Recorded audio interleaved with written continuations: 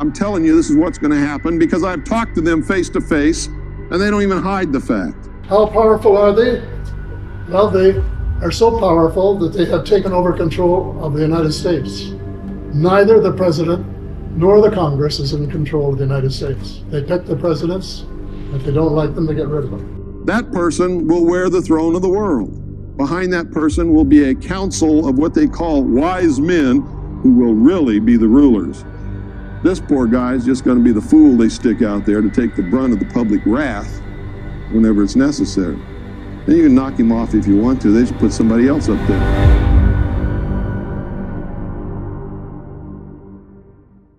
It's taken me 25 years to come to the conclusions that I have come to. And I want to tell you that one of the biggest things I discovered in my work was the existence of a supranational committee composed of 300 men called the Committee of 300, also known in intelligence circles as the Olympians. 300 people you've never heard of. They don't hold office, they don't give speeches, they don't campaign, they don't need your vote. And he's not talking about the secret societies you've heard 100 times. This is what the headlines never touch. This is the committee that runs the world. Now, in my book, The Committee of 300, I name every one of them. This is not a book that talks about they. It gives you specifics. Now, this is one of those videos that rarely stays visible for long. But what you're about to watch will explain a lot of the strange things happening in the world right now. So, let's get right into it. Who and what is the Committee of 300? Well, I've dealt with that. I've told you this is a supranational body that knows no boundaries, respects the laws of no countries. The first time that they were publicly announced was by a German socialist by the name of Walter Rathenau. Now, I'll give you some background of Walter Rathenau. He was the financial advisor to the Kaiser of Germany, and he was also the financial advisor to the Rothschilds, the French family Rothschild. So he must have known what he's talking about. He made an astonishing statement in 1934. He said, there is a committee of 300 men that rule the world.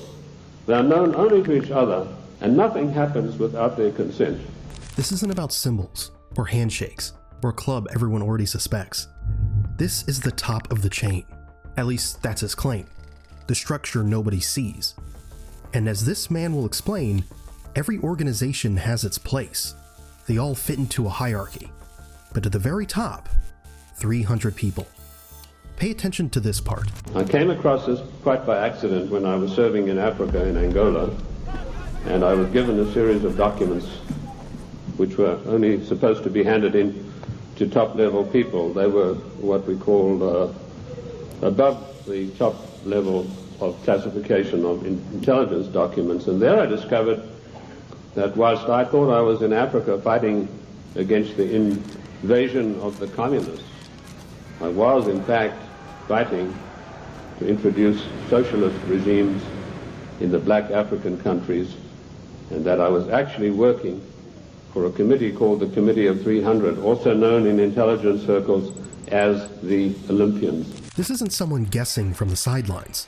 He's describing a moment where the story didn't match the mission. He thought he was fighting one enemy. Then he claims he realized he was building something else entirely. And that raised a different kind of question. Not who's in charge, but how high the chain really goes. His name is Dr. John Coleman, and he frames this as a 25-year-old investigation shaped by intelligence-level access. Let's keep going. In 1986, I wrote a work called Mind Control, Metaphysics, Extremely Low Frequency Radiation and Weather Modifications. And in that work, July the 8th, 1986, I said that the top-level intelligence organization in the United States was the National Reconnaissance Office, far bigger than the CIA and any of the other intelligence agencies. And by the way, we have about 10 different ones in the United States. I even had the audacity to give the address of this organization. 3 weeks ago, Mr. Sam Donaldson, the gentleman who wears that beautiful toupee so effectively, he came on with a program in prime time, and he said, this is one of the biggest scoops that ABC has ever had. and he told about the National Reconnaissance Organization. The exact same thing that I published 8 years earlier. I tell you this to set the stage so that you'll understand I do have some experience and that I know that of which I speak. So here's what he's doing. He's not just making a claim. He's planting a marker in time, 1986. And he says he named the organization before the public was even supposed to know it existed. Because once you understand that layer exists, you stop thinking intelligence is just spies in meetings. It's reach, it's visibility, it's who gets to see the world first and who reacts second. And if a system like that sits above the usual agencies, then you have to ask a darker question. What sits above that? Watch this. And I came across the families in Italy who were called the Fondi, meaning the people who had all the money. They were all members of the Committee of 300, the Lucatis, the Recanatis, the Volpi du Miseratis. These people are so wealthy that they would make David Rockefeller look like a piker. That is how rich they are. And this is the committee that runs the world. Now, in my book, The Committee of 300, I name every one of them. This is not a book that talks about they. It gives you specifics. This is where his story shifts, from theory to names. Not they, not someone. He's saying, I can point to families. And whether you believe his list or not, the idea underneath it is real. Power doesn't reset every 4 years. It accumulates. It inherits. It survives scandals, elections, and headlines. Because the kind of influence that lasts isn't built on popularity. It's built on ownership, on access, on networks that don't need to introduce themselves. But even wealth isn't the whole machine. Wealth needs a way to move the world without showing its hand. And this is where it gets uncomfortable. When former head of state Mikhail Gorbachev visited the United States a few years ago, flanked by George Bush and Quayle, he opened his Gorbachev Foundation in the United States. And he let slip, he said, this is being done with approval of the Committee of 300. CNN cameras were on him. They immediately switched. Now, I wrote to CNN and I said, could I have a transcript of this program, which they said was available. I never got a reply. I followed it up with letter after letter, but nothing ever came of it. The point I'm trying to make, ladies and gentlemen, is that the federal government, the secret upper-level parallel government that runs the United States, does not want you to know that you have an upper-level parallel government that calls the shots, that dictates what is going to happen to your life and mine. That line changes everything. Because now he's not describing a theory, he's describing a system that protects itself. Maybe there's an innocent explanation. Maybe not. But the point is this. If influence can decide what gets recorded, then it can also decide what gets remembered. And once power becomes something you can't even trace, the next question isn't who, it's where. Where does a structure like that live? Because it wouldn't operate as a rumor. It would operate through institutions. Pay attention to this part. I revealed the existence of an organization called the Royal Institute for International Affairs, which is located at Chatham House in 10 St. James Square in London. I also revealed the existence of the Club of Rome, the Cini Foundation, the Mont Pelerin Society, the Order of St. John, which was known but not known. And I listed all of these secret societies that run the world as executive arms of the Committee of 300. So it controls the world through all of these. The Royal Institute for International Affairs is the executive arm of this committee, which gives instructions to the United States government to this very day. The chain of command is as follows. Every Secretary of State that has been appointed since 1919 is appointed by the Royal Institute for International Affairs. That may come as a shock for you. You think you vote and you put a conservative in the White House, and then he appoints supposedly or allegedly conservative people to carry out the policies that you wanted him to implement. Surprise, surprise. I ask you to find me a conservative Secretary of State since 1919. And if you search diligently and apply the correct rules, you will come out blank. Every one of the Secretaries of State was chosen in London by the Secretary of State, as was Wilson, the President Wilson, as was Roosevelt, as was James Earl Carter. He was specially chosen because he'd had 3 mental breakdowns, and they felt he would be a good guy to manipulate. Oh, I'm talking facts. Different presidents, different parties, the same advisory structure. Because when policy is filtered before it even reaches an election, votes don't change direction, they change packaging. But institutional influence alone doesn't move societies. To shape real outcomes, it needs something stronger. Leverage, economic pressure, dependence that turns choices into necessities. And that's where the next phase begins. This Committee of 300 told a man called Aurelio Pecci to form this Club of Rome with the main object of bringing down the industries and the agricultural development of the United States. He immediately wrote a paper in which he said there are too many people on the earth, and that the United States, with its industrial development, its agricultural development, is responsible for this curse of overpopulation. So the Club of Rome was instituted and organized to start an attack on the world's population using the United States as the whipping boy. And they came up with a paper called the Zero Growth Post-Industrial Plan for Industry and Agriculture for the United States of America. This is where his claims shift from politics to pressure. He connects the Committee of the Club of Rome. He connects the Club of Rome to zero growth. And then he connects zero growth to one outcome: tightening the system. Now, you don't have to accept the motive he assigns to it, but the mechanism is real. When systems tighten, the impact doesn't hit evenly. The wealthy buffer it, the poor adapt to it, and the middle absorbs it. Mortgages, wages, savings, stability. That's the layer that carries the strain.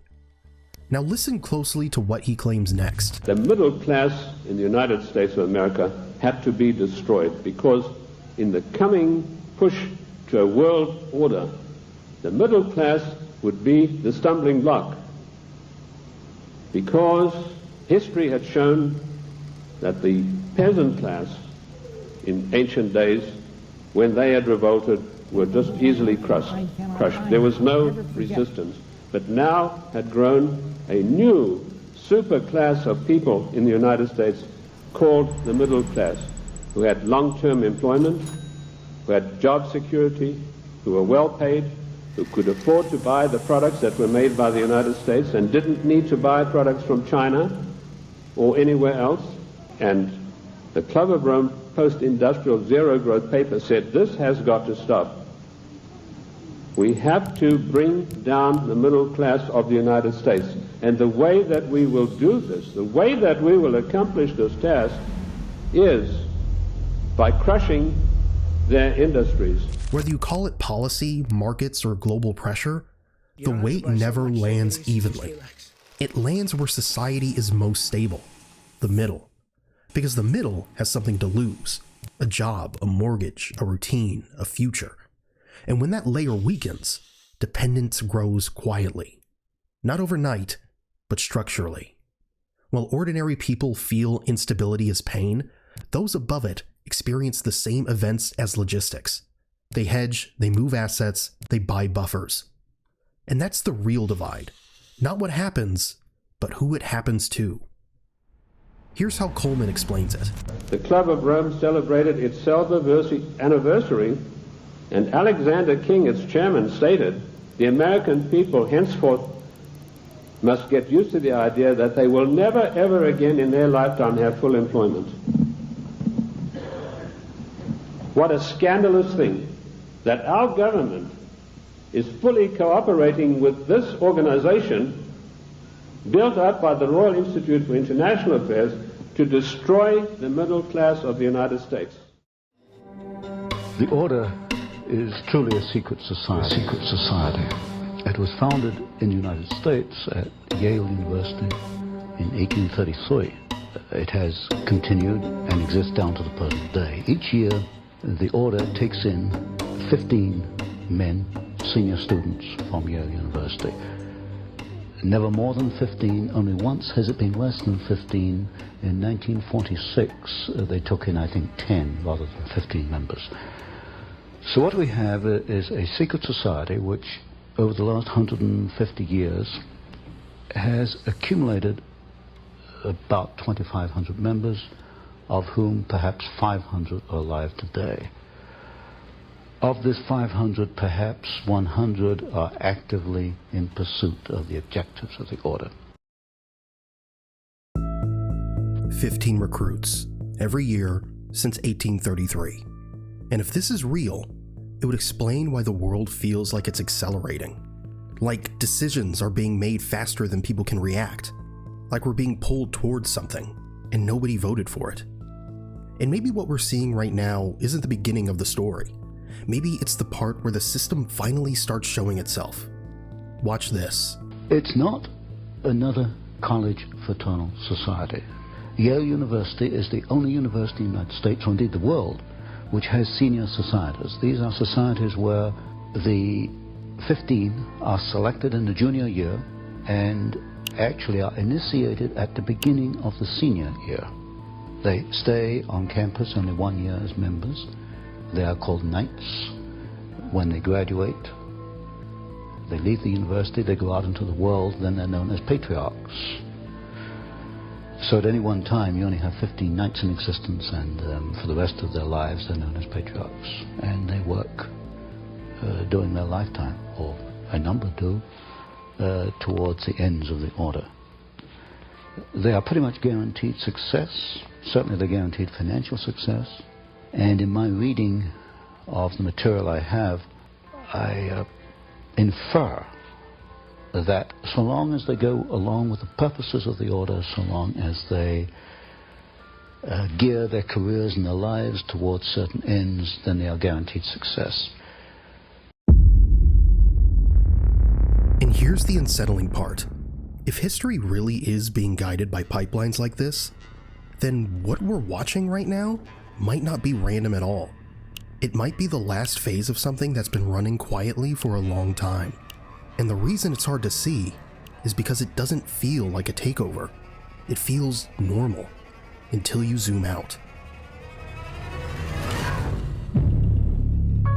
This is Anthony Sutton, an economist and researcher who spent years digging into power networks. He was one of the few who got that far.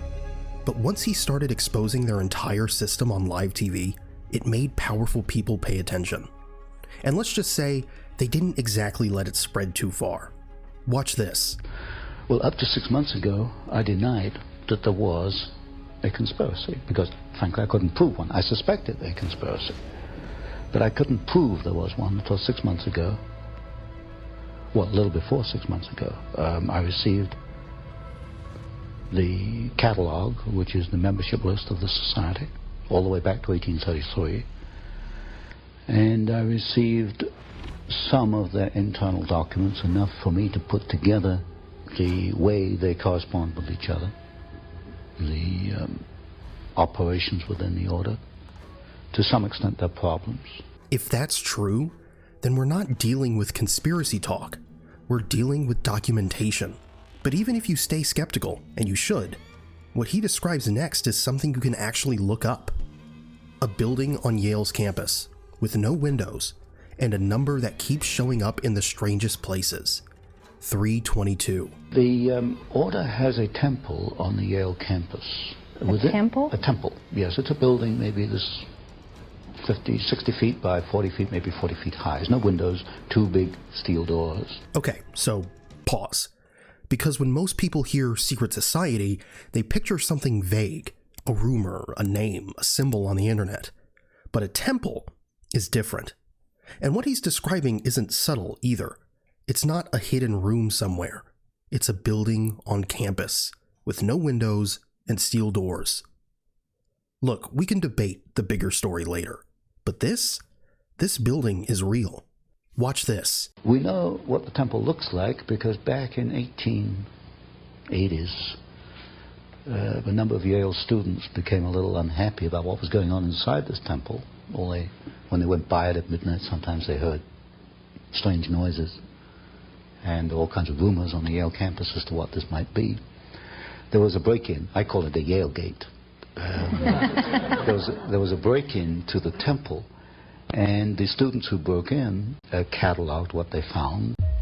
This is where it gets weird, because you know how these stories usually go, right? It's always people say, or some believe, but he's claiming something more specific.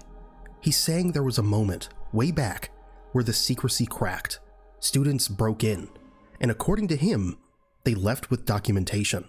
And what they found inside had numbers on the walls. And they made a drawing, a design of the interior of the temple. And 3 of the rooms are numbered. One is 322, one is 323, and one is 324. 322 is also, I suspect, the chapter number. And then he drops a number, 322. And this is where the story shifts again, because numbers don't work like symbols do.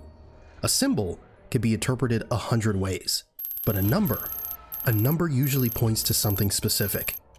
And what he says next is the part that really stuck with me, because it implies that 322 isn't just written on a wall, it's used as a signature, as if it's a quiet way of saying, I'm one of you.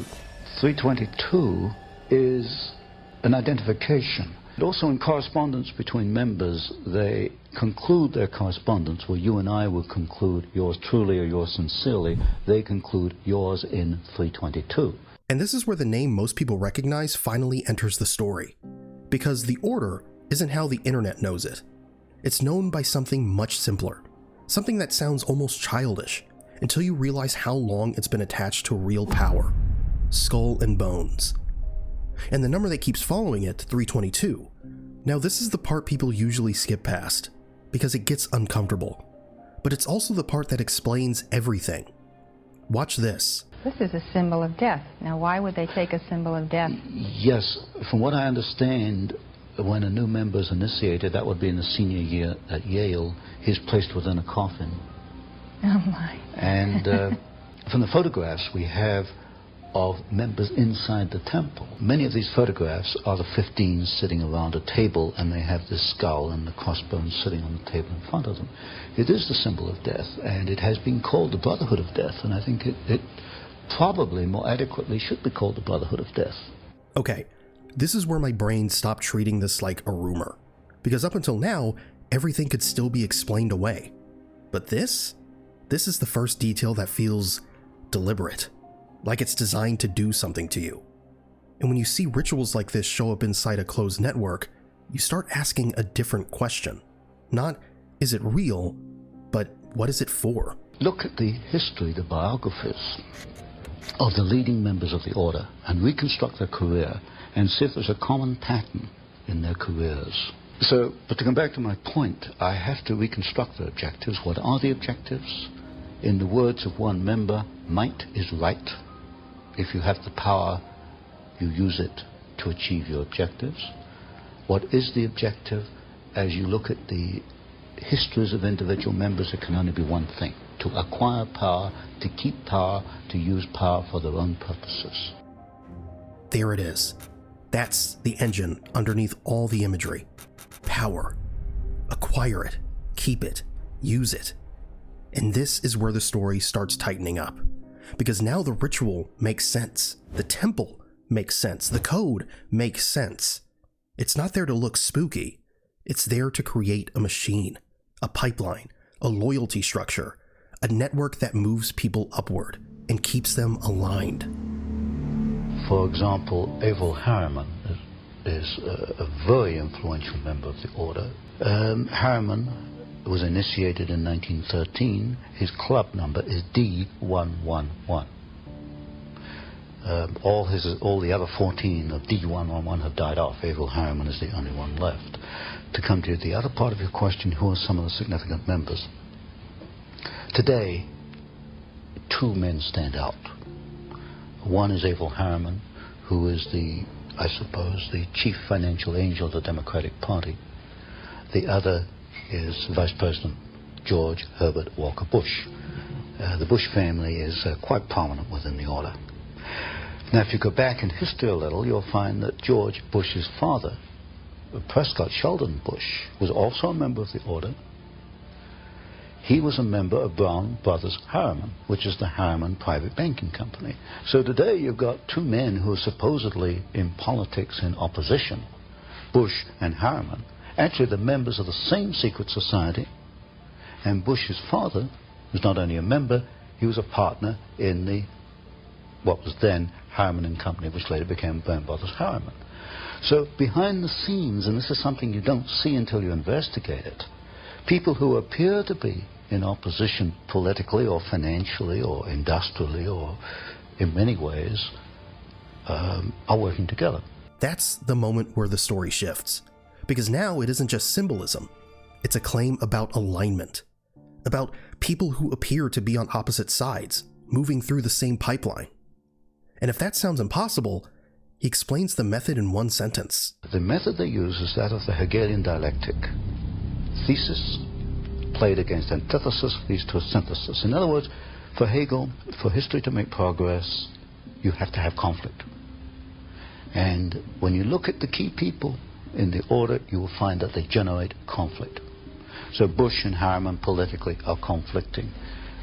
Coffin and Buckley, although part of the same order, are in public conflicting with one another because conflict leads to the new synthesis. In simple terms, it's conflict by design. One side against the other.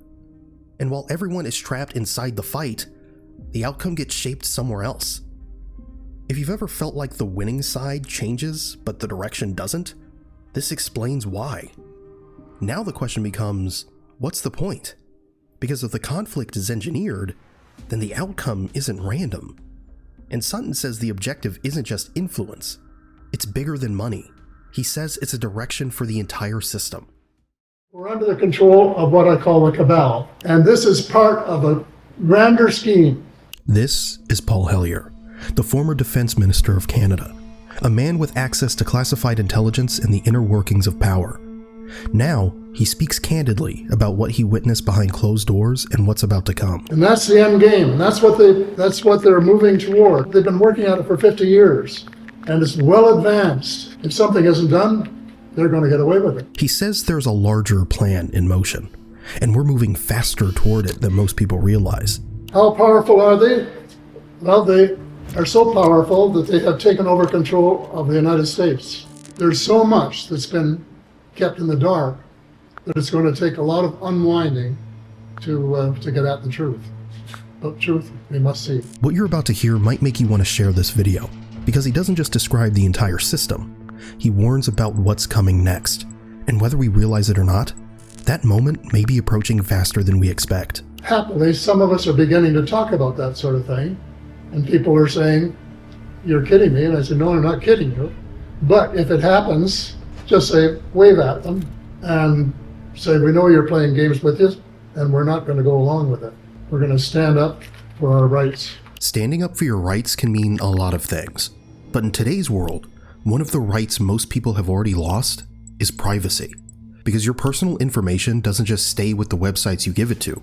It gets collected, packaged, and sold by data brokers, appearing on people's search sites and databases most people don't even know exist. That's why I use today's sponsor, Incogni. Incogni automatically scans for places where your personal information is exposed and sends legal removal requests to hundreds of data broker sites, and keeps repeating those requests so your data stays removed. And if you find a site that still has your information online, you can use Incogni's custom removal feature. Just send them the link and their team handles the rest. If you'd like to check it out, go to incogni.com/advice and use the code ADVICE to get 60% off annual plans. Now, back to the video. I'm going to start with the money mafia, because it is the most urgent issue in the world today. The problem with the money situation is that there's only about one person in every 100 who really understands it. And there's some, we think of money in some esoteric way of we wishing, of course, we've had more. But it's a little complex. Remember when someone else said the same thing? That the system is too complex to understand? Take a look. But what I found was most people, what be it in business, in normal life, or in the world leaders, don't really understand money. It is something they think about. They have a sense of what it is. They certainly want more of it. But they also make statements like, we want more money, but we don't want more debt, which just shows a misunderstanding of what money at its core really is. So most people don't, they want to make it, they want to save it, but to understand it intimately is not a normal character. Money first, then everything else falls into place. Stay with me, because this part is key to understanding the bigger picture. It's just as a result of a system which has grown up, which is designed to take us to the cleaners. And something can be done about it, something must be done about it. Now the explanation begins. And trust me, every piece matters. They all connect. So listen carefully. So let's try to learn. What is money? Well, most people don't know. It used to be coins, silver, gold, copper, and some iron coins.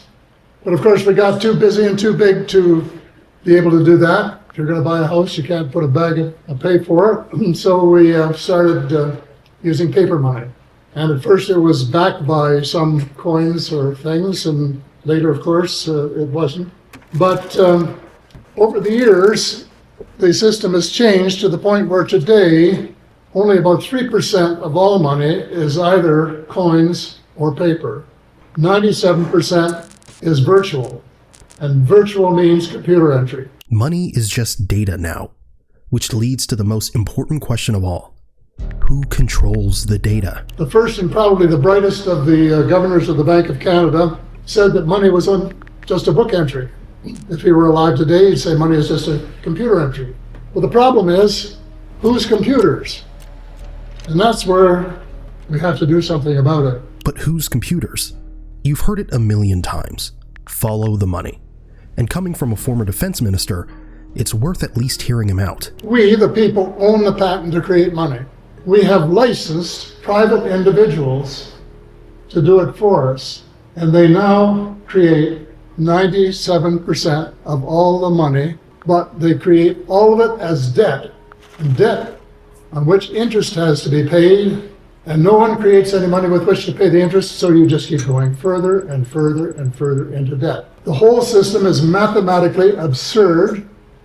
It's more insane than insane, if that's possible. Before we go further, let's take a step back. This didn't appear overnight. It started somewhere.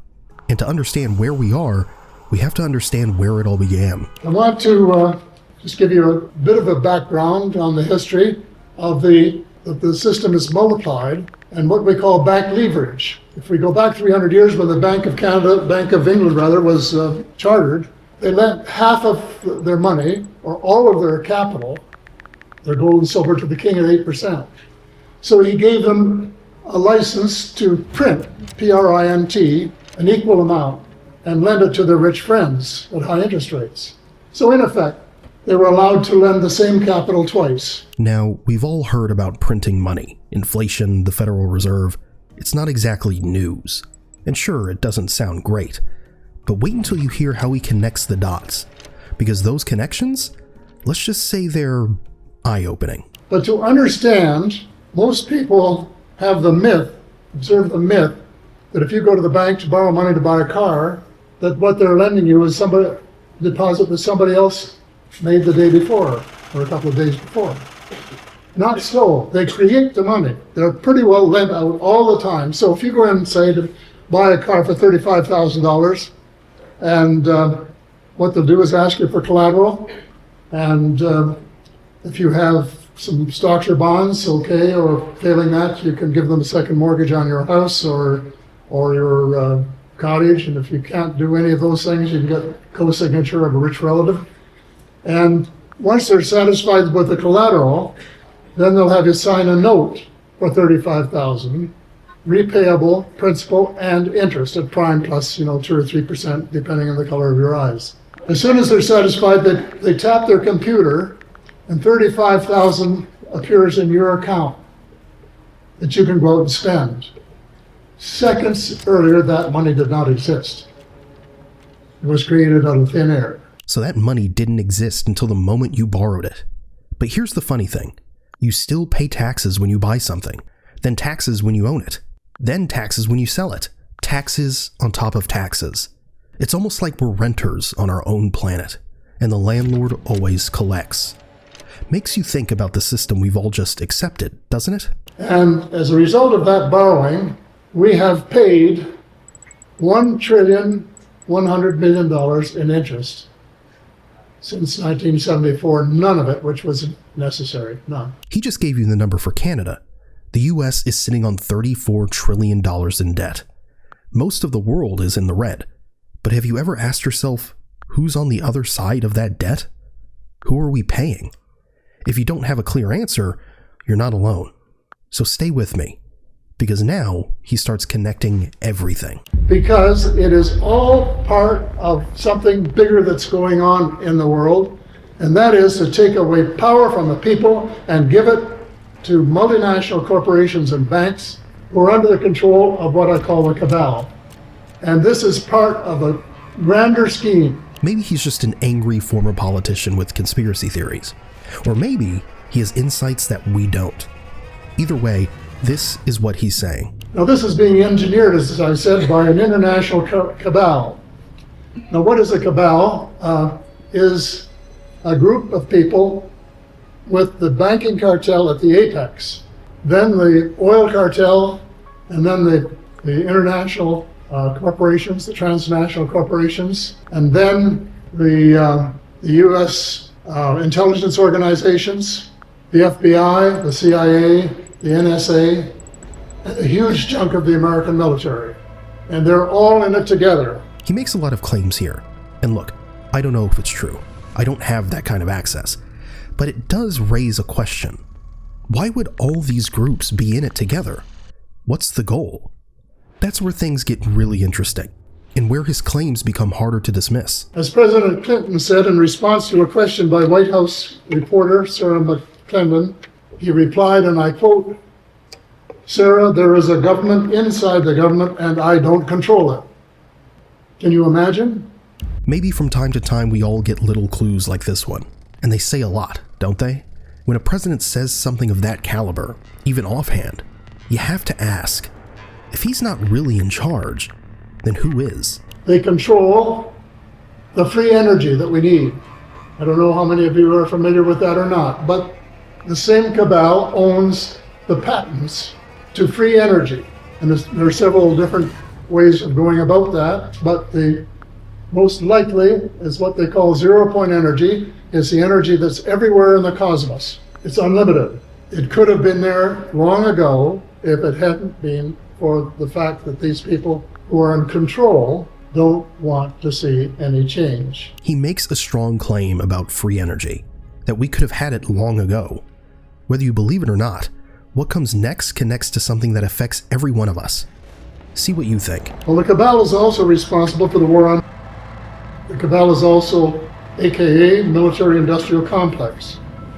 Dr. Carol Rosin, a friend of mine, worked with Dr. Werner von Braun, who was one of the scientists who came to work in the United States at the end of the war, and who mellowed as he got older, and said the industrial military complex has to have an enemy to justify all of this money they're spending on. So they have to have an enemy, and if they don't have one, they have to manufacture one. That's a lot to take in, and I don't know what to make of it. But here's where he shifts from theory to something more immediate. A warning about what's still to come, and why we should pay attention. After they get through with the, if they ever do, is to stage a mock attack in order to get the people of the United States to accept martial law as the onset of the new. Guys, what's interesting is that recently, and I mean really recently, Obama was on a podcast and started saying things like this. Listen to this. Are aliens real?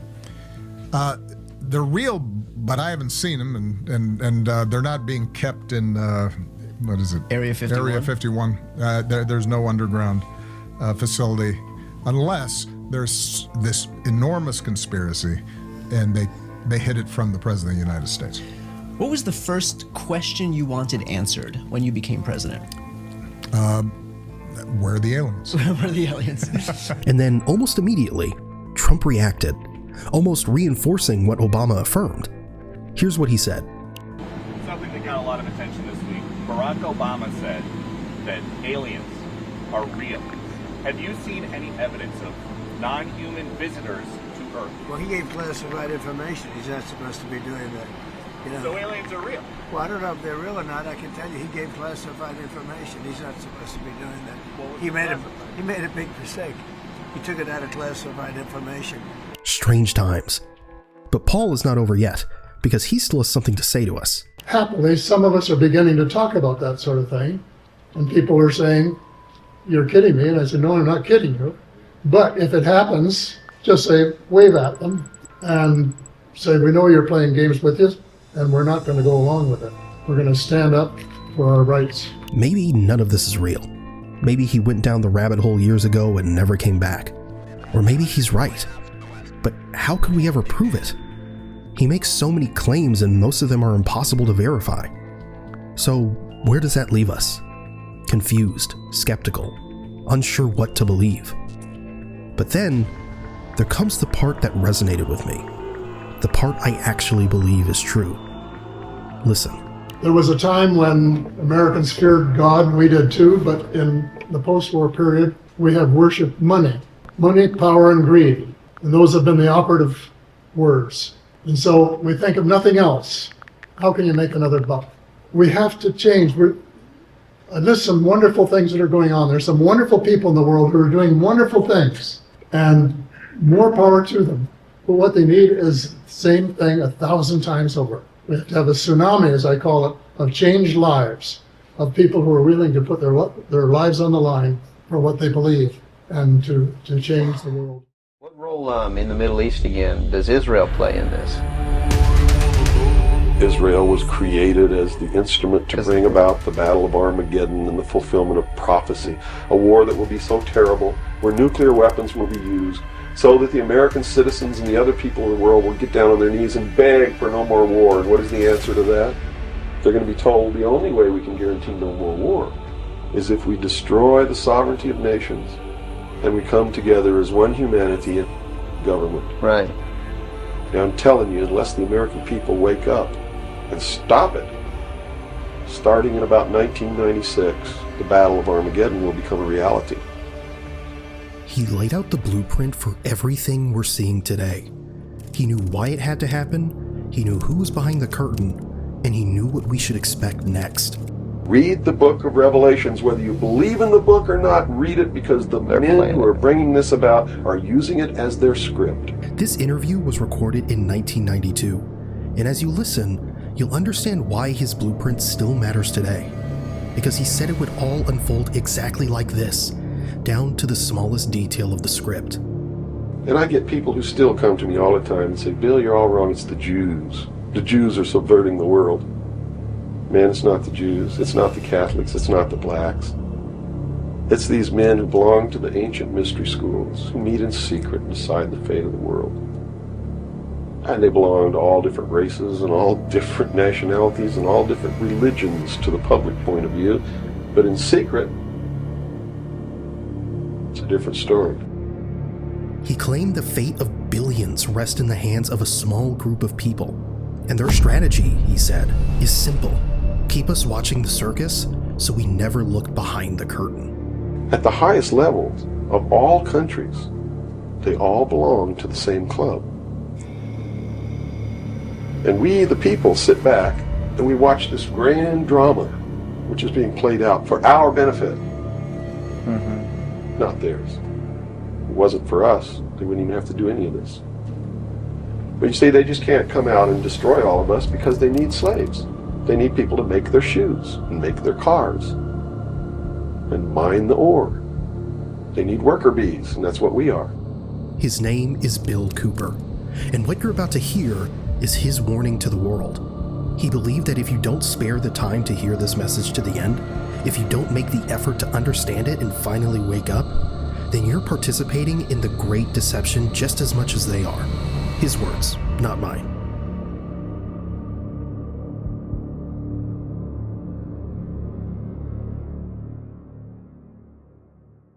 George Orwell was just like me. He was a low-level member of British intelligence who was appointed to a position high enough where he saw the same documents that I saw. And he tried to warn the world just like I'm trying to warn the world, only he wasn't willing to take the risk that I'm willing to take, so he wrote it in a book called 1984 and spelled out exactly what's coming as a warning to the people of the world, as a work of fiction. But you notice that that work of fiction really stirred people up because they knew that it wasn't fiction. In their heart of hearts, everyone who's read that book knows that it's coming. Here's what Orwell understood. Control doesn't happen overnight. First you distract, then you divide, then you rewrite the rules so people don't even know they're being controlled. 1984 showed us the final destination. A world where nothing is true and everything is permitted except for those in power. For decades, that was just fiction. But now, more and more of the pieces are fitting together. The scenarios that were once ridiculed are beginning to look like the morning news. Why is it that you are here today, or how is it that you are here today and you're not, conveniently taken away and put in a padded cell somewhere so that you can't speak of these things? I can tell you this, I began to reveal information in 1976, and I was physically attacked on 2 occasions. My skull was caved in, that's what all these scars are here. On the second attack, I lost my leg, they visited me in the hospital. They had no intention of killing me, they were delivering a message to me. Shut up. And that was the message that came through loud and clear. And 2 men who identified themselves with identification cards who belonged to the Defense Investigative Service, which is really the Defense Intelligence Agency, asked me if I was going to shut up or they were going to have to do it right. And I told them, I said, you don't have to worry about me. I'm going to be a good little boy for the rest of my life, and I'm going to shut my mouth. And I did for 16 years. Kept silent until I saw this. You can talk conspiracies all day and people will just ridicule you, call you paranoid. But when you start talking about what you're not supposed to, that's when they come after you. At least that's what Bill said in the full interview. But now, he's starting to say things that really make you pause. Look at the pattern. Why does every piece connect? If it's all just coincidence, why does it keep happening? Listen to this. Either these men are following the book of Revelation. The book of Revelation is in the Bible. They're either following it, just like a plan, and bringing the prophecies in there to pass to manipulate and control those who believe in those prophecies and neutralize them, so to speak. In other words, if this is written in the Bible and God has ordained it, who am I to resist? It must come to pass, so I'm not going to try to stop it. Okay. What a perfect way to neutralize the opposition right off the bat. Or there really is a God, and what he said was going to come to pass is coming to pass. And I named this, Behold a Pale Horse, from chapter 13 of the book of Revelations. The fourth horseman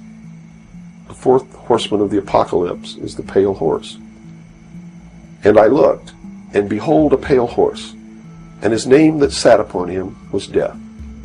And hell followed with him, and power was given unto them over the 4th part of the earth, to kill with sword, and with hunger, and with the beasts of the earth. Now, look at the 4 horsemen. Revelation 6 describes white, red, black, and pale. The Greek word for pale is chloros, greenish, the color of death. Some point to the red horse, war, as already writing. The black horse comes next. Famine, collapse. The verse describes inflated prices, scarcity. Some suggest it could be approaching. Revelation 13 describes a world where no one can buy or sell without a mark. Today, central bank digital currencies are rolling out globally. Is it the mark? No one can say. But the technology described? It's being built.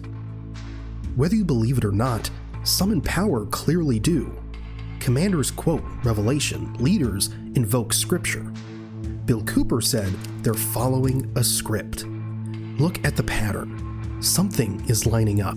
Everything that's in my book, Behold a Pale Horse, is everything in here, all the documents that are in here, everything that's in this book is in the public domain. Can be substantiated? Yes, and I intentionally wrote this book not using anything that wasn't available to the public to show people that, yes, if I can find this information, so can you. I have tons of stuff that's not available to the public. But as you can see by reading this book, you don't need that stuff because it's what you need is available to you. Public libraries are overflowing with the proof of what's really going on in the world, but nobody really utilizes it to the extent that they're able to pick this out and put it together. Another thing I've done for people is I've put it together for them so that they can see the overall picture rather than looking at small things and thinking that it's isolated. Nothing is isolated. It's all part of a big puzzle. Why is it that we can hear something this important and still forget it by tomorrow? Maybe we don't want to believe. Maybe we're scared. But I think it's something else. We're numb. Life grinds us down. Work, stress, the endless scroll, it all adds up. And then we turn on the news, hoping to understand. But instead we get noise, distortion, confusion. And that numbness, it becomes a habit, a survival mechanism. But what if that's exactly what some are counting on? All the media in this country, radio, television, and print, is all owned by 5 corporations. All of these corporations that own the media are owned and controlled, and members of the Council on Foreign Relations sit on their board of directors. But you can trace that yourself. Okay. Remember, if you go down and you trace the ownership of a station or a newspaper, and you get to a corporation, remember that somebody owns that corporation, and it's usually another corporation. But when you trace the interlocking of all these things, when you get to the top, there's 5. And all journalists know that there's some things you don't write about, and you don't talk about, because you'll lose your job. And that's where the control is. Let's try it, shall we? Pick a news network, any network. Let's start with CNN. On your phone, type, "Who owns CNN?" You'll see it's owned by Warner Brothers Discovery. Good. Now type, "Who owns Warner Brothers Discovery?" In 2026, that's changing. Warner Brothers Discovery just signed a deal to be acquired by Paramount for over $110 billion. Now type, "Who owns Paramount?" Paramount was bought last year by Skydance Media, and Skydance Media is led by David Ellison. Now type, "Who is David Ellison?" He's the son of Larry Ellison, founder of Oracle, one of the richest men in the world. But keep going. Who runs CBS News? CBS is owned by Paramount, and the editor-in-chief of CBS News? Barry Weiss. She was appointed after the Skydance acquisition. Now here's the thing. Cooper said all media is owned by 5 corporations. That was decades ago. Today, the names change, but the pattern doesn't. You start with a news network, you end with a billionaire. And that billionaire, always connected to power. Try it yourself. Pick any network, any platform. Follow the chain, see where it ends. You might be surprised how fast you get to the same place. Let's continue, because this next part is about us. That's why they pay athletes these fantastic salaries. I was listening to the radio the other day. They just contracted to pay one player on one team $6 million a year. Can you believe this? And why is that? It's the Roman circus. What does the emperor do when the people become restive, and when the people are asking questions, and when the people don't like the policies of the emperor? He sends them to the circus. He creates a circus. He builds a giant coliseum. And he begins to throw the Christians to the lions. And he has great chariot races and football games and basketball games, all to keep the idiots preoccupied with things that don't mean anything in the scheme of the entire world, so that they don't have the time to learn what the truth is, so they don't ever get smart enough to learn how they're being manipulated, so they don't ever question the emperor. That's why they pay a player on a football team or a baseball team $1 million or $2 million or $3 million a year. It is the Roman circus. I know men who don't know anything in the world except who plays third base for the Mets, and they think that's a great accomplishment. And they meet and pat each other on the back and bond and go have cocktails and talk about what this guy that plays third base for the Mets did in last night's game. It's sad. It's really sad. Juvenal, the Roman poet, said it almost 2,000 years ago. The people who once handed out military commands, high offices, everything, now restrains itself and anxiously hopes for just two things: bread and circuses. Bread and circuses. Today, the bread is your paycheck. The circus is the game. And while we're glued to the screen cheering for millionaires we've never met, the real decisions are being made somewhere else, by people we'll never see. Because here's the uncomfortable truth. History shows that a society obsessed with entertainment often becomes easier to control. As long as we're watching, we're not asking. As long as we're cheering, we're not challenging. And as long as we're numb, they stay in power. But let me tell you something. When 150 of the most powerful men and women in the world can meet in secret in Baden-Baden, Germany, and plot the fate of billions, and nobody even cares about it. But 6 football players go to lunch together, and it's in the headlines across the country. You have a reflection of the society in which that exists.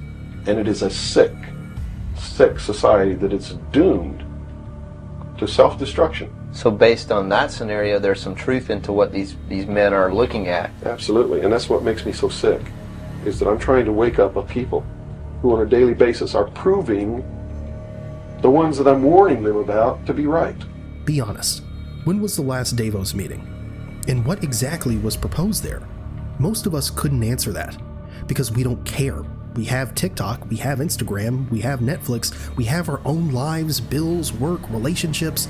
Who has time to track what 150 powerful people discuss in a Swiss mountain town? And even if we watch a video about it, we forget it in seconds. The next scroll, the next notification, the next distraction. That's exactly what Cooper was talking about. While we're busy living our lives, decisions that affect our future are being made elsewhere. And most of us are simply too distracted to notice. The right track is don't believe anybody. Don't believe me. Don't believe George Bush. Don't believe anyone. You got to go out and you got to get proof in your hand before you can believe anything. And to do otherwise today is the biggest mistake that anyone can ever make. You begin believing people, putting your trust in them, that they're telling you the truth. I guarantee you're going to take a ride on a roller coaster you don't want to be on. Do your own research. Don't jump in the comments and ask, so what do we do now? I'm telling you, use your mind. Because even these videos, they're not here to feed you conspiracy theories. They're here to engage you, to wake something up. Critical thinking is the point.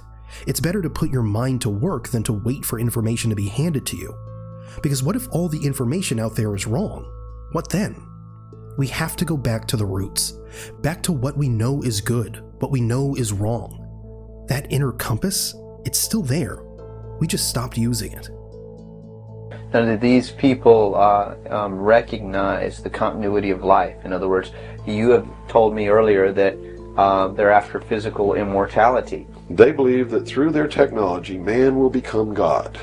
With the power of reason, through technology, man will himself become God. They will engineer, just like he wanted to do, the super race who will live forever. And the concept is the same, and the men behind it are the same as was. Bill said more than 30 years ago that they would reach for immortality through technology. Back then, it probably sounded absurd. But now, look at what's happening. Neuralink has successfully implanted brain chips in multiple patients. One man used it to play chess just by thinking. Scientists at Harvard and MIT are working on age reversal technologies.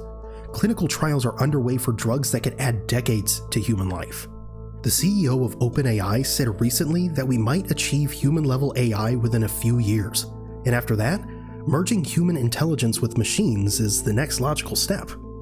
Whether you believe that or not, it's hard to ignore that we're moving in that direction faster than anyone predicted. No matter what your religion is or what you think, they are following the scenario in the book of Revelations to a T, right down to the last little bit. If you want to know what's going to happen in the future, if we don't wake up, and through the power of those, see, not one drop of blood ever has to be spilled, and no one has to ever put any chains on their legs or their arms, ever. If people just wake up and exercise what was given to us in our Constitution, the power of the vote, while we still have that power. So you say there is still a possibility for like one individual watching this tape to actually make a difference? You better believe it. How would that be so? Well, number one, learn what the truth really is. Get away from the fantasy that you've been living. Educate other people, those you know, your family. Once that begins to happen, it spreads. And then if the people decide that they don't want what they have in store for us planned, just through the power of the vote, they can make this country and the world whatever they want it to be. Whatever they want it to be. And there are no limits on that, except to understand that you can never make everything all right, and you can never make everything all bad. Both must exist, and we must maintain a balance. If you stayed until now, you're probably one of those who's awake. Or at least, you're willing to be. And that comes with a responsibility. Be responsible with your mind. Use critical thinking. Bill said it himself. Don't believe him. Don't believe us. Believe what you can prove, what you can verify. But you have to do the work. You have to research. You have to stay awake. Because if you stay awake, others around you might wake up too. And that's how things change. Now, Bill has a final message for us. So, whoever has ears to hear, let them hear. By abdicating responsibility, by not walking in that divine state of grace, makes possible anyone meeting behind closed doors to bring about the world that they want. And the world that they want may not be the world that you want, or that I want, or that these people watching might want. Mm-hmm. If you don't participate, you can't complain. If you don't help cook the meal, you got no right to bitch about it. You got to sit down and eat what's put on your plate. Mm-hmm. If you don't like that, then you should have been in the kitchen helping to prepare the meal, helping to plan it, helping to prepare it, helping to serve it. If you want to sit on your butt in the living room while somebody else prepares the meal for you and decides what it's going to be and puts it on the table, it's too late to say that's not what you wanted to eat. Mm-hmm. It's too late to say it's not cooked the way you wanted it to cook. Well, that's very simple to understand. And that's right. You got to eat it because you have to eat to live. Mm-hmm. And I think that anybody can understand the meaning behind that little story.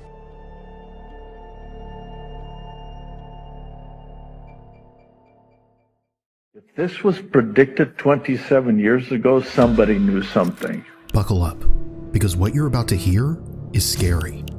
Back in 1997, a group of futurists funded by a Washington, D.C. think tank and several three-letter government agencies wrote a book about what the world might look like in the future.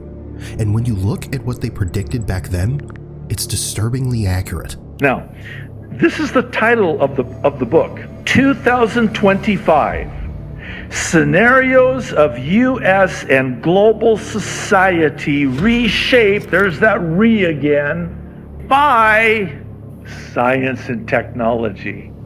You know what's so fascinating about this? It was published 27 years ago in the year 1997, and it was funded, well funded, by a Washington, D.C. think tank and three-letter government agencies. But here's the thing, 1997, 27 years ago, and they write a book about a 502-page book about what the world's going to be. A 500-page book filled with dozens of predictions, and according to some estimates, nearly 90% of them seem to match what eventually happened. And the ones that haven't happened yet may be closer than we think. Because the remaining predictions go into things like World War III, mass starvation, global crisis, and much more. But instead of me going through the list, let's hear this gentleman explain it himself. Because this is actually how I first became aware of it while watching one of his videos. Okay, you ready for the list? Fast mutating viral disease pandemics, genetically developed vaccines, smart IDs, 1997, and this is, you can do the word search and research yourself. They predicted, not 2025, but by 2020, that people would be working from home virtually. Come on, listen, that's World War III, of course. Nuclear devices causing widespread contamination. Nanotech devices, this stuff was never even heard of. Digital currency. Vaccination programs run by organizations like the World Health Organization for a global killer that has yet to emerge. First printing, February 1997. The book is real. You can find it, you can read it, and these are not some far-fetched interpretations. Now, I would like to believe they're not right about everything, but we'll see. What we're going to focus on instead are the most important predictions that haven't happened yet, because we already know what took place. What's far more interesting is what this book says might still be coming. So let's start. I want to now share with you some of the insights that these guys had way back in the mid-90s. Again, this is a well-connected think tank in DC. They are funded and engaged with the wealthy corporations, the ruling class, the National Security Agency. And in 1997, they published this book, creatively titled 2025. And check this out. In the acknowledgments we read, our first thank you is to the sponsors, the people, and the organizations who made possible the original Project 2025 from which this book was created. What did they call it? It was called Project 2025? This book was published in 1997. The project itself was led by futurist James Canton, an advisor in technology, national security, and economic forecasting. But what really raises eyebrows is the acknowledgments section in the book, because the authors openly thank the organizations that help fund the original research behind it. Large corporations, technology companies, defense contractors, policy institutions. The kind of organizations that don't just observe trends, but often influence the direction of technology and policy. So the question becomes, were these simply educated guesses? Or were they looking at plans already being discussed behind closed doors? Either way, let's take a look at what they predicted. 10 things to expect if this Project 2025 from the mid-90s turns out to be correct about the remaining items that have not yet transpired. And before I list them, I want to remind us, these are not just, throwing a bunch of stuff at the wall and see what sticks. I mean, it's like 90% track record here. And they may not be right about all these either, but here we go. Now brace yourselves, because if what you're about to hear ever becomes reality, things could get very ugly. Let's hope they got this part wrong, but listen to this. They said we will have World War III, a nuclear device causing widespread contamination, additional epidemics, cyber attacks, or in their world, computer-based socially significant crime, such as tampering with air traffic control or national security systems, a global currency, mass starvation. Now that, in and of itself, that's pretty heavy that we just considered, but given again the track record, and how the things that they're announcing here you also hear announced by the likes of Bill Gates and Klaus Schwab and Jesuit Tide. We're going to see some pretty interesting stuff as we go forward, but we're just on Project 2025 from the 90s right now. Let's look first at the mass starvation. I was mentioning Klaus Schwab and the World Economic Forum, WEF. He stated, we're going to have an angrier world. In the context of food and energy scarcity, we are going to have an angrier world. Those are his words. And so when he talks about an angrier world, and in the same interview, Klaus says that this angrier world will be because of economic conditions, and that's why I see the need for a great reset. In fact, roll that clip right now, please. We have to prepare for a more angry world, and I see the need for action. I see the need for a great reset. When you start looking around today, some of these ideas don't feel as far away as they once did. Conversations about global crisis, food shortages, cyber warfare, they're no longer just theory. The World Economic Forum often discusses scenarios involving systemic shocks, digital infrastructure attacks, and the need for a reset of the global system. You hear similar language from government reports, economic forums, and international policy meetings. The idea that a large cyber attack could disrupt entire countries, or that supply chains could collapse and trigger food shortages, is something even officials now discuss publicly. And when you see these same themes appearing again and again, it makes you wonder, were these futurists simply connecting the dots ahead of time? Or were they closer to the people drawing the map in the first place? There is a Obama-produced film, a movie, that came out called Leave the World Behind. Why did the Obamas get behind this film? The film, I won't be able to tell you that, but I can tell you what the film is about. It's about an apocalyptic scenario after the grid fails and there's a grid down crisis because of cyber attacks. And this comes out, again, right before 2025. And then you go back to 2014 with the release of a video game, which also has scripts like movies do. And this Black Ops 2, major prominent video game, the script writers for it were consulting with that the Wall Street Journal calls the premier futurist in the national security space. So the top Pentagon futurist was consulted for the script on this video game. And what is the script for the video game? Well, the object of the game is to prevent a cyber attack in the context of a new Cold War with China. And guess what year this video game is set? And again, this came out in 2014, and the video game is set in 2025. So we're starting to see kind of a pattern here, are we not? But isn't it a little strange, that film produced by the Obamas? I mean, why that topic? And why now? And why do we keep hearing about these kinds of scenarios more and more often? Every now and then, authorities even suggest that people keep some emergency cash at home, enough for about 72 hours, just in case ATMs or payment systems suddenly stop working. So you start to wonder, what's really going on here? Maybe it's all just coincidence. I don't know. We look at World War III, and we look at their predictions that a nuclear device causing widespread contamination will take place. This might sound outlandish, but keep in mind that since 1945, with the invention and using of the first atomic bomb, there have been, in Cold War history, 16 near-miss nuclear events. And historians and national security experts estimate that about 1%, you have about a 1% chance in any given year of having a nuclear exchange. A 1% chance, then over a 100-year period of time, you'd expect it once. If you get halfway through that, you feel like, we're living on borrowed time. Well, we're like 80% of the way through a 100-year period of time since 1945. So it's hard to expect the unexpected. It's hard to foresee that which our normalcy bias doesn't allow us to see as potentials. We lose imagination because we see only the thing immediately in front of us. But this is something that the Project 2025 futurists are saying to expect. And again, we see war, epidemics, starvation. Let's do it in the proper order from the Bible again. War, starvation, epidemics. Those are 3 of the 6 that are up there from that pale horse. God forbid something like that ever happens. I really hope they got this one wrong. But sometimes it almost feels like the scriptures are right on point. Now, here are the last 4 predictions we're supposed to expect. Listen to this. Now, the last 4 predictions that they make here, we got 10 things to expect if they're correct. Universal monitoring of business transactions. Smart ID cards. Now, watch this. This gets even more interesting.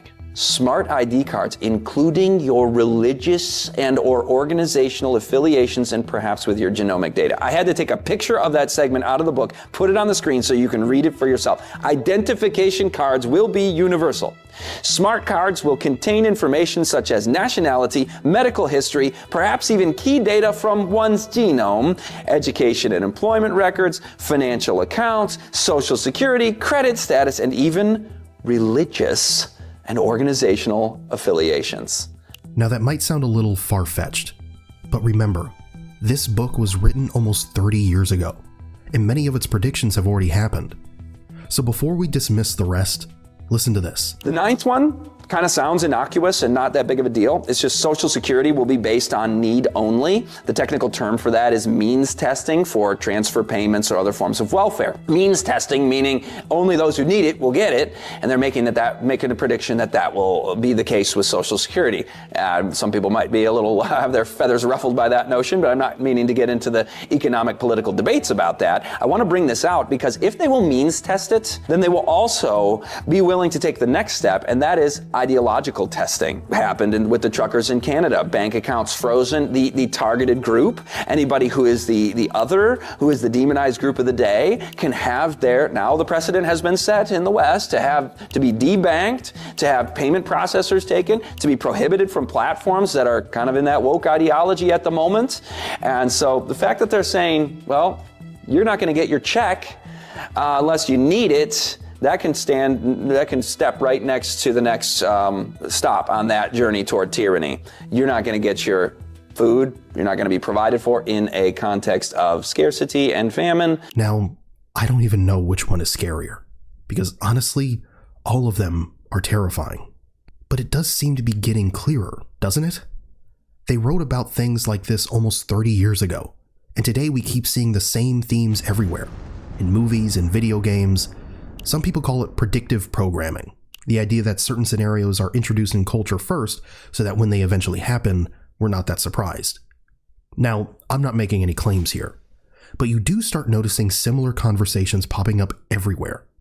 Technologists talking about the future, even people like Elon Musk discussing ideas like universal basic income.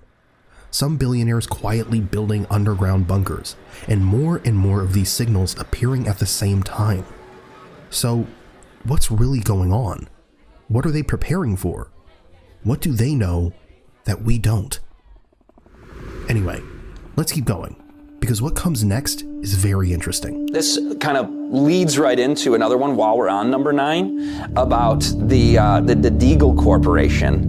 This was a major intelligence outfit that they were cited by and utilized by Stratfor, which is probably the biggest global intelligence corporation there is. And Stratfor cites Deagle. So they're a major player in intelligence developing and publishing. And they made a prediction that by 2025, there would be a reduction, look in the red, of population in America from 327 million to 100 million. And GDP would drop from 60,000 per person to 24,000 per person. Now, this is not to say that this will happen, but that's quite an alarming prediction to make. Why would you go out and say that? Well, it's in the context of here, what we were talking about, a mass starvation and global currency and major war and epidemics and cyber attacks. This is where you see massive population reductions and economic collapse. But I love their little disclaimer here. They first, this isn't the disclaimer, that'll be on the next slide, but first they say this: the collapse of the Western financial system will wipe out the standard of living of its population while ending Ponzi schemes such as the stock exchange and the pension funds. Take into account that the forecast that they've made here is nothing more than a model, whether flawed or correct. Okay, here's their disclaimer. It's not God's word. This is not God's word. This is not a magical device that allows us to see the future. Now, if you're planning the future and announcing what you're going to do ahead of time, then that's not a prediction. But these guys are just making predictions, and they're saying, you know what, this is flawed. This could not transpire as badly as we're seeing it, which makes me feel happy about that situation, about a population reduction of that magnitude and economic collapse. But whether it's going to happen or not isn't even so much the question as when. These three organizations themselves are bounded by something called the occult. The occult is just basically hidden, secret knowledge, not available to people. Professor Jiang. Professor Jiang. Professor Jiang. Professor Jiang has been showing up in feeds everywhere lately, not because he's chasing fame, but because people listen to what he says, and then they watch the world prove him right. Before the last election, he called it. Before J.D. Vance was on anyone's radar, Jiang named him as VP. Before the war with Iran escalated, he laid out exactly why it would happen, and when. So when someone with that kind of track record starts talking about hidden systems and secret knowledge, you pay attention. I spent time going through his work, pulled out the theories that explain the world we're actually living in, the questions we all feel but don't know how to ask. Who's really in control? And why does it feel like we're just watching it all happen? This might not be comfortable, but if you've ever felt like something's off, like the story doesn't match what you're seeing, this video is for you. So settle in, because Jiang is about to show you what's really going on behind the curtain. And by the end, you won't look at the world the same way again. The first thing you need to understand, which is very hard, is that our world is a hallucination. It's a collective fantasy. A hallucination. Not sometimes misleading or a bit subjective, a full-blown shared hallucination. And he's not being poetic, he's being literal. He takes us straight to Plato's cave. You know the story. People chained, staring at a wall their whole lives, watching shadows, thinking those shadows are the whole universe. They give the shadows names, they build a language around them, they tell stories, wars are fought over which shadow is real, generations pass, and never once do they turn around. Jiang says, that's us. That's now. The economy, the borders, the stock market, the news, the rules-based order. All shadows, all projected by something we can't see. Here's the part that hits different. He says we're not forced to stay in the cave. The chains aren't even real. They're ribbons. Anyone could walk out. But nobody does, because we love the cave. We're emotionally welded to it.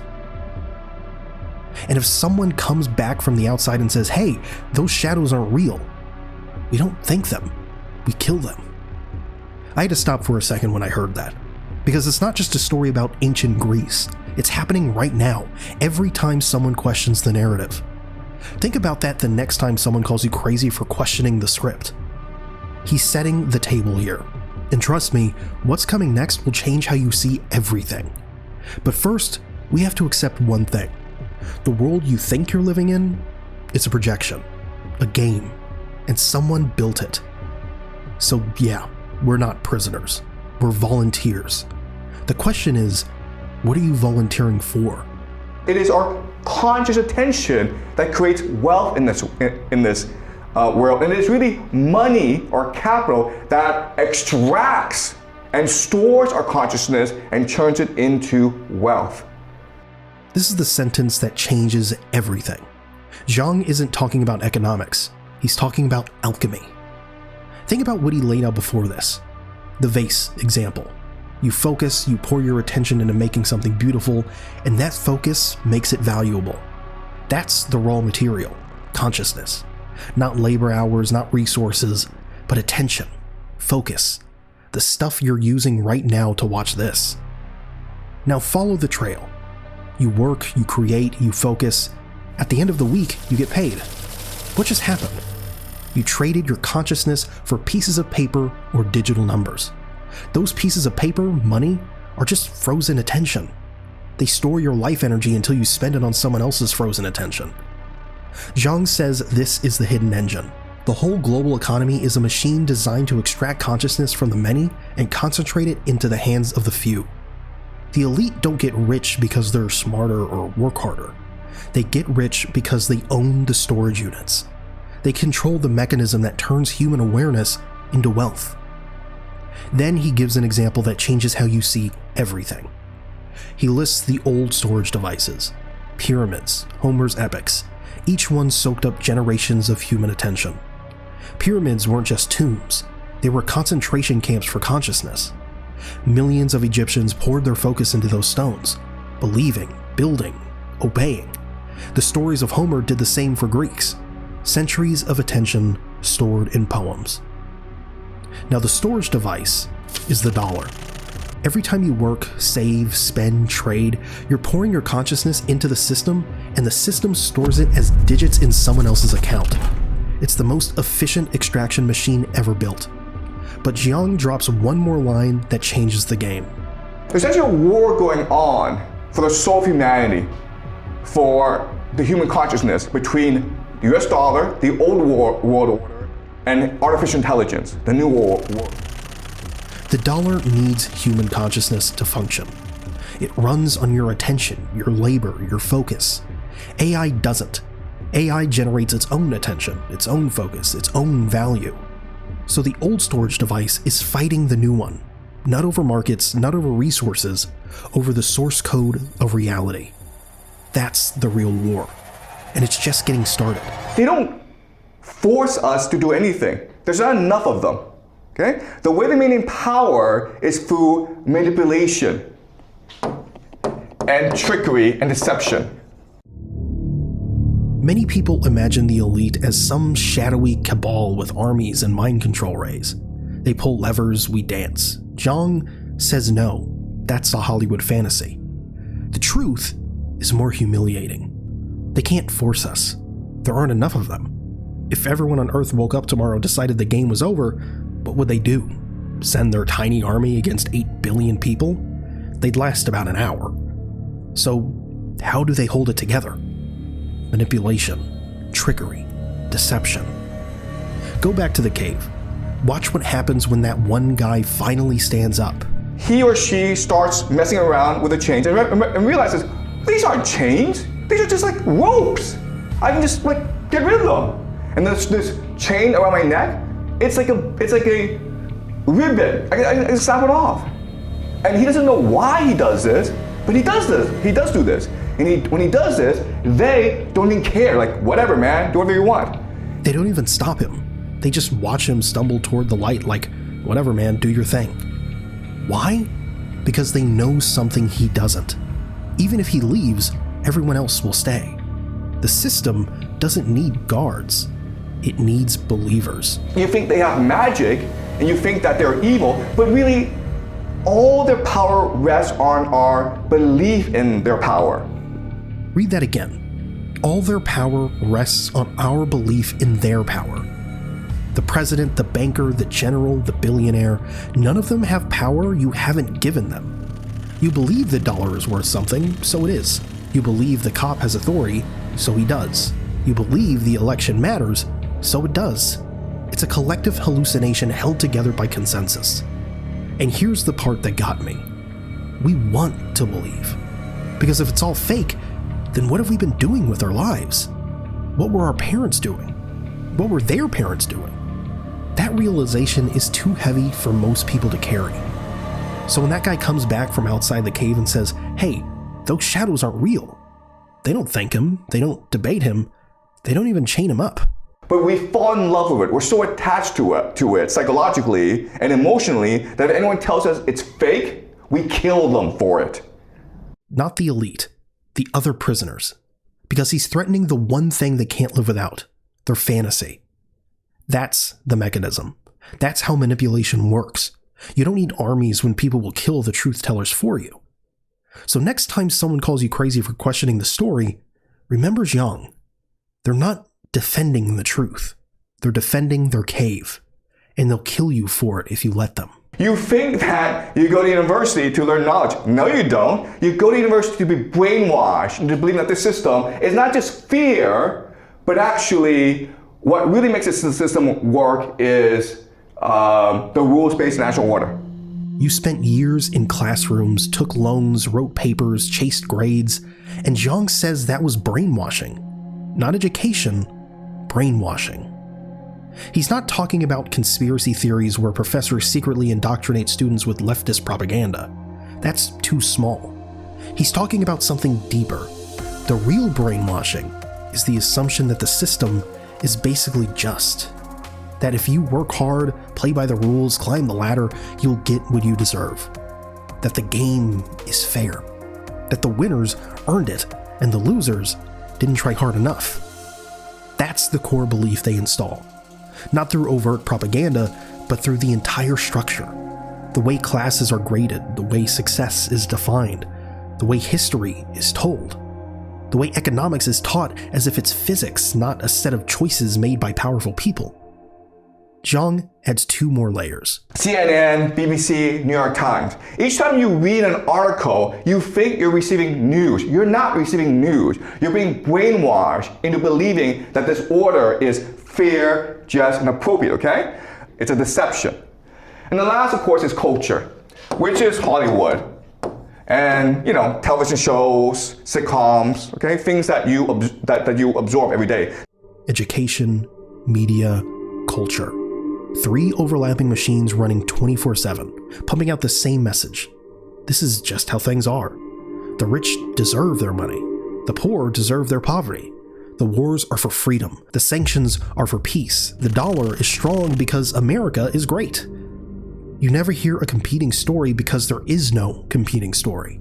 The machines are all owned by the same people. They don't need to coordinate. They just need to hire people who already believe the story and will tell it well. And here's the part that makes it work. Jiang says this creates a legal and moral framework so effective that the elite don't even need to enforce it. If you break the rules, it's not that the elite will come after you. They don't have to come after you because everyone else will come after you. That's the final stage of control. You don't need cops when the citizens are the cops. You don't need thought police when everyone polices everyone else's thoughts. If you question the fairness of the system, you're not just wrong, you're dangerous. You're attacking the fantasy everyone else is invested in, and they will turn on you faster than any authority figure would. So the next time you're in a conversation and somebody says, "But that's just the way the world works," remember Jiang. They're not being reasonable. They're being the prison guard, and they don't even know it. So after showing us the cave and how money extracts consciousness, Jiang does something else. He pulls the camera back. Another way of understanding these people is to think of them as the game masters, okay? The ones above us who's constructed the game and controlling the rules of the game as we play it. Game masters. That's what he calls them. Not presidents, not CEOs, not elected officials. The ones above all that. They built the board. They wrote the rulebook. He traces the chain upward. At the very top, something called the Bank for International Settlements in Basel, Switzerland. The central bank of central banks. Above governments, above laws. Think about that for a second. Then below it, the World Bank and the IMF. Organizations that tell countries how to behave if they want to play. Then below them, the national central banks. The Federal Reserve, the Bank of England, the People's Bank of China. This is the operating system. And what does this operating system produce? A game. A global game with one purpose. To use the US dollar as the main mechanism for extracting and storing wealth. Okay, so resources are considered the cheapest. Even though in reality it should be the most expensive, right? Because resources are limited, they're finite. Above resources, of course, is manufacturing. And above manufacturing is knowledge economy. And then the highest is finance. Now watch how he connects it. The game masters built a price hierarchy. Not based on real value, based on control. At the bottom, resources. Oil, gas, minerals, food. The stuff you actually need to survive. Priced cheapest. Above that, manufacturing. Turning resources into products. Above that, knowledge economy. Patents, software, media. And at the very top, finance. Moving numbers. Creating debt. Printing money. Then he drops the map. So resource, of course, would be Russia. Russia, the Middle East, the GCC, okay? Saudi Arabia, these places, okay? So these places provide resources. Manufacturing then would be China, right? Knowledge would be Europe and the Five Eyes, okay? Basically the Anglosphere, Canada, New Zealand, Australia, Britain, and then finance, of course, the United States, okay? This is the board. This is how the world is divided. Russia sits on resources and sells cheap. China manufactures and ships. Europe and its allies own the ideas. America sits at the top, collecting rent on everything. Jiang isn't saying this is fair or unfair. He's saying this is the structure. The game masters designed it this way. And if you're born in Russia, you play the resource game. Born in China, you play manufacturing. Born in America, you play finance. You don't choose. The game chooses you. But here's where it gets interesting. Two countries inside the system hate it. China and Russia are playing, but they're playing to change the rules. And two countries aren't even allowed on the board. If the United States doesn't like you, what it can do is not allow you to play this game. And these countries, of course, would be North Korea and Iran, among other countries, okay? Iran sits on resources. By the game master's design, they're supposed to be at the bottom, selling cheap, taking dollars, staying quiet. But they're not playing. They're outside the game entirely. And they're poking at the structure. This is the setup for every war, every sanctions package, every color revolution. Not ideology, not freedom, not democracy, just game masters protecting their board. The question is, what happens when the players stop following the rules? First, of course, is intelligence. What is intelligence? Spies, okay? Their job is to infiltrate other nations' elites and co-opt them into the system. That's what their job is, okay? That's what intelligence does. Then you have crime. Crime just engages in the most profitable enterprises, which includes, of course, drugs, human trafficking, and something called money laundering, okay? And this is a way to incentivize the global elite to work together. Okay, so that's the first two. And then there's one more mechanism called science. Now you think that science is about pursuing the truth. No, it's not. Okay? Science is fundamentally about finding evidence to justify and protect the status quo. Three systems, operating above nations, above any law you can vote for, above any government you can change. Intelligence. Their job is to infiltrate other nations' elites and co-opt them. You don't need to invade a country if you already own the people running it. You don't need to win an election if you control both candidates. Intelligence agencies become integration tools, merging global power across borders. Crime. This is where it gets uncomfortable. Jiang doesn't moralize, he just observes. Crime engages in the most profitable enterprises. But here's the move. He says this creates incentives. When elite money flows through the same channels, when deals cross the same borders, when secrets become shared liabilities, you're not enemies anymore. You're partners. Science. This one cuts deep if you've built your worldview on it. It's not about pursuing truth. It's about finding evidence to justify and protect the status quo. That's why certain questions never get funding. That's why certain answers never appear in journals. That's why materialism is the only allowed framework. It keeps the conversation inside the fence. Science is fundamentally about finding evidence to justify and protect the status quo. Think about what that means for every study you've ever trusted. Every expert who told you the system is fair. Every science says headline that shuts down debate. The machine doesn't produce knowledge. It produces permission. Makes you wonder, doesn't it? Now here's where Jiang ties it together. And these three organizations themselves are bounded by something called the occult. And we'll discuss this later on, okay? The occult. The occult is just basically hidden, secret knowledge, not available to people.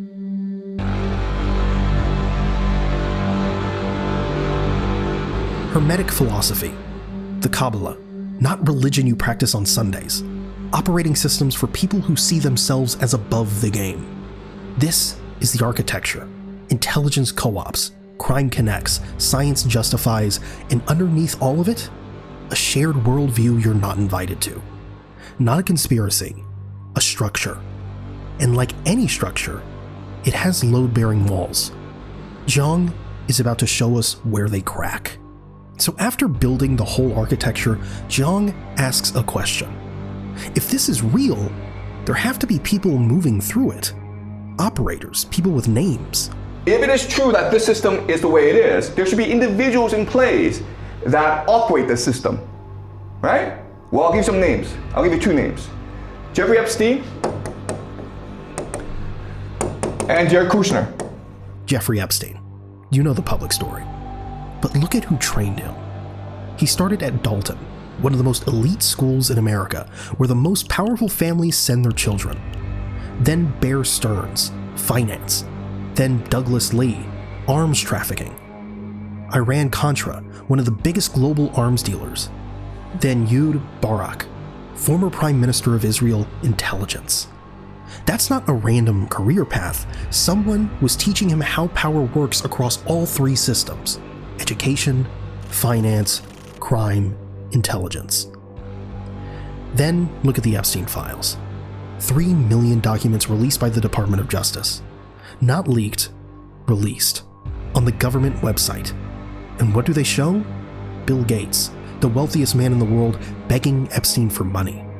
Elon Musk trying to arrange meetings, Larry Summers and Steven Pinker dining with him at Harvard, Prince Andrew emailing him classified government reports. Not because Epstein was charming, because Epstein represented something. He said it himself. I represent the Rothschild. Your money is fake. I represent real money, real power. These families help the Rothschilds. Secret Society, Chabad Lubavitch. All right. And you're like, this is all conspiracy. This can't be true. Well, it's all true. And here's what this network does with all that access. In 2011, America bombs Libya. Gaddafi falls, the country collapses, and Epstein and his friends are already emailing each other, calculating how to profit. Frozen assets, reconstruction contracts, oil reserves. They're not watching the news, they're reading the balance sheet. They look at geopolitics and they're like, how can we take advantage of geopolitical events to make the most money for ourselves? The second name is Jared Kushner, son-in-law to our president. Real estate developer turned Middle East peace negotiator. There are photos of him with Putin, with Netanyahu, with the Omani foreign minister, and the question Jiang asks, what are they actually discussing? Not peace. After the war, Ukraine gets rebuilt. Who gets the contracts? After Gaza, someone builds the luxury villas. Who gets the land? Kushner isn't negotiating ceasefires, he's positioning. The FBI's own confidential source on Epstein wrote in their files that Kushner moved Russian investment money through family charities. That the real Russian collusion story wasn't about Trump, it was about Kushner's network. And that on the night Trump was elected, Ivanka and Jared Kushner were at the grave of Rabbi Sneerson, leader of the Shabbat Lubavitch movement, whose followers include Netanyahu and whose network connects across intelligence, finance, and religion. This is the network. These are the operators. They move between education, finance, intelligence, real estate, not as separate roles, but as one integrated machine. The files are public. The connections are documented. Epstein is dead. Kushner is still dealing. And the machine is still running. So here we are. We walk through the cave with Jiang. We saw the shadows on the wall, the game masters above us, the pyramid that sorts nations like products on a shelf. We followed the money, consciousness frozen, stored, extracted. We watched the operators move through education, finance, crime, intelligence. We read the files, we saw the names, traced the connections. It's a lot. It can feel heavy, like the game is rigged and you just now realize you've been playing your whole life without knowing the rules. But here's the thing Jiang planted underneath every word he said. The chains are ribbons. They only hold you if you believe they hold. The game only exists if you play. Where you put your attention is where you put your life. Jiang showed us that. The vase is valuable because someone focused on it. The pyramid exists because billions of people focus on the dollar, the news, the grades, the promotions, the status. The system runs on your attention. It always has. So what happens when you start paying attention to something else? What happens when you spend an afternoon watching clouds instead of scrolling? When you have a conversation where no one checks their phone? When you make something with your hands and don't photograph it? When you sit with someone who's hurting and just stay present? You're not overthrowing anything. You're just withdrawing your energy from the hallucination and investing in what's actually real. The people in front of you, the ground under your feet, the breath in your lungs, the mystery you'll never fully understand. Jiang showed us the architecture. He didn't show us how to escape because escape isn't the point. The point is to see clearly enough that you stop being a volunteer. To recognize that the game is optional. To understand that the cave exists, but so does the light outside it. And no one is stopping you from walking toward it except your own attachment to the shadows. So maybe the move isn't to fight the system. Maybe the move is to build something that the system can't touch. A life so full of real attention, real connection, real presence, that the hallucinations lose their grip. Not because you defeated them, but because you stopped feeding them. The war between the dollar and AI, the civil war among elites, the pyramid, the operators, the files, all of that will keep spinning. It always has. But you don't have to spin with it. You can just be here, now, breathing, alive in a world that is far stranger and more beautiful than any shadow on a wall. Jiang gave you the map. What you do with it is your choice. But know this, the door was never locked. It was never even a door. It was just a shift in attention. And that shift is always available. Right now. Quick reminder, if you'd like to check it out, go to incogni.com/advice and use the code ADVICE to get 60% off annual plans.